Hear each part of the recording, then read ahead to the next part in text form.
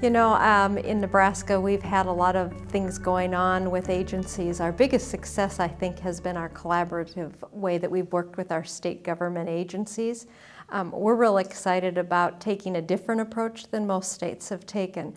A lot of states did the consolidation, the full consolidation, where they really looked forward to bringing all the people and all the things together and reduce their costs that way. We took a little different approach.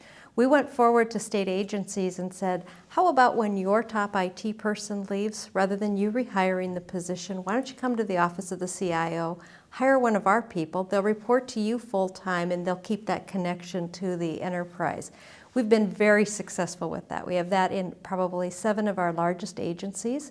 And quite frankly, it has really turned the way people started to think about how we deal with enterprise projects rather than looking at it as a siloed approach.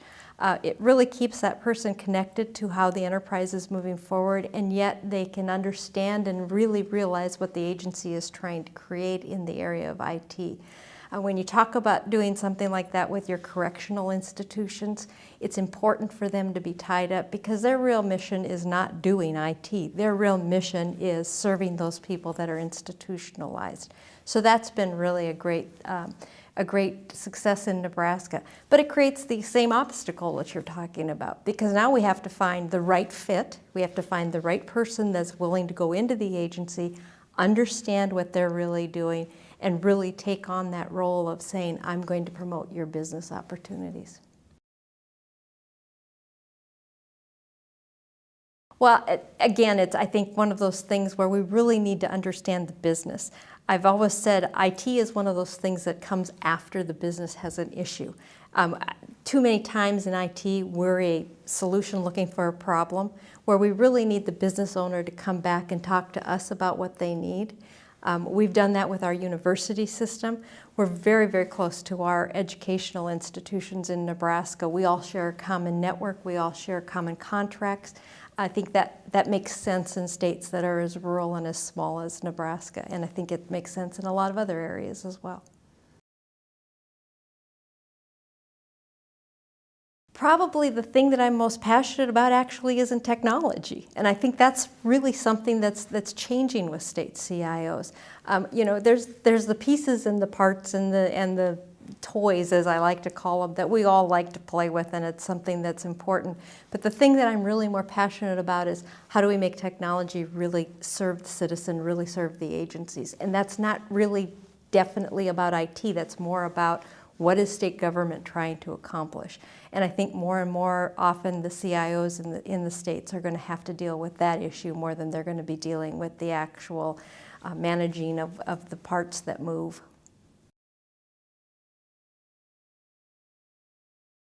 Well, the projects that are going to be top of mind for us over the next year have to do with how we're going to move forward in Nebraska with delivering services to our constituents. We have a lot of services right now that we have out there that do allow the citizens to do licensing and allow the citizens to do a lot of things, you know, birth certificates and those kinds of things.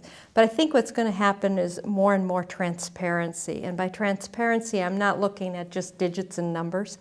I think more and more the citizen wants to be a participant in their government, and we're really trying to work towards that in Nebraska. We already have a mobile app where you can watch the entire workings of our legislature, the entire workings of our Supreme Court. You can see anything that happens in our governor's hearing room, and you can actually participate in those in real time. I think we're going to start seeing the other side of that coin now, where citizens are going to be wanting to communicate during those events and be actually contributing to what's going on in that environment. So I really think we will see more and more of transparency coming out deeper and deeper. Where we've used technology to lower costs is, again, through the collaborative process.